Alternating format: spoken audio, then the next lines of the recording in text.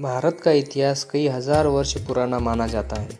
मेहरगढ़ पुरातात्विक विषय से महत्वपूर्ण काल है, जहाँ पर नवपाषाण युग 7000 ईसा पूर्व से 2500 ईसा पूर्व के बहुत से अवशेष मिले हैं। सिंधु घाटी सभ्यता, जिसका आरंभ लगभग 3300 ईसा पूर्व से माना जाता है, प्राचीन मिस्र और सभ्यता के साथ की प्राचीनतम सभ्यता में से एक है। इस सभ्यता की लिपि अब तक सफलता पूर्वक पढ़ी नहीं गई। सिंधु घाटी सभ्यता वर्तमान में पाकिस्तान और उससे सटे भारतीय प्रदेशों में फैली थी।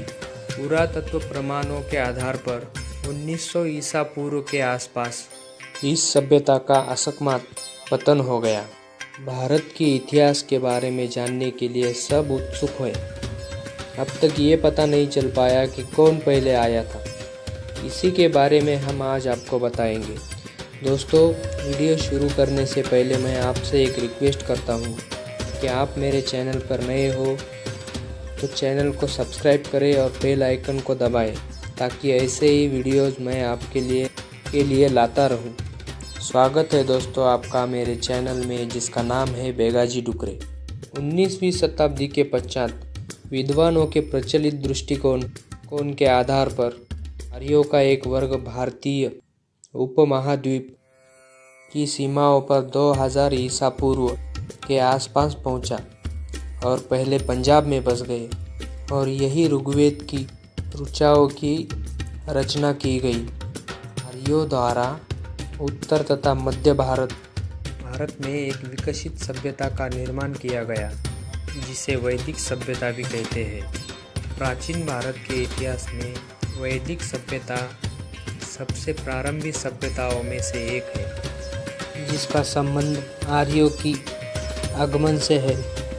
इस सभ्यता का नामकरण आर्यों की प्रारंभिक साहित्य वेदों पे किया गया है। कहते हैं कि आर्यों की भाषा, संस्कृति और धर्म वैदिक धर्म था या सनातन धर्म था। बाद में विदेशी आक्रांताओं द्वारा इस धर्म का नाम हिंदू हुआ। वैदिक सभ्यता सरस्वती नदी के तटीय क्षेत्र, जिसमें आधुनिक भारत के पंजाब और हरियाणा राज्य आते हैं। कहते हैं कि वैदिक सभ्यता का काल 2000 ईसा पूर्व से लेकर 600 ईसा पूर्व के बीच था। आर्य भारतीय मूल के ही थे और ऋग्वेद का रचना काल 3000 ईसा पूर्व रहा होगा, क्योंकि आर्यों का भारत आने का ना तो कोई सुराग मिला है, ना ही उनका डीएनए। ईसा पूर्व 7वीं और शुरुआती 6वीं शताब्दी सदी में जैन और बौद्ध धर्म संप्रदाय लोकप्रिय हुए। ईसा पूर्व 265 से लेकर 241 तक इस काल का सबसे सफल राजा माना जाता था, जिसका साम्राज्य अफगानिस्तान से लेकर मणिपुर तक था, कर्नाटक से लेकर तक्षशिला तक था, लेकिन वो संपूर्ण दक्षिण तक नहीं जा सका।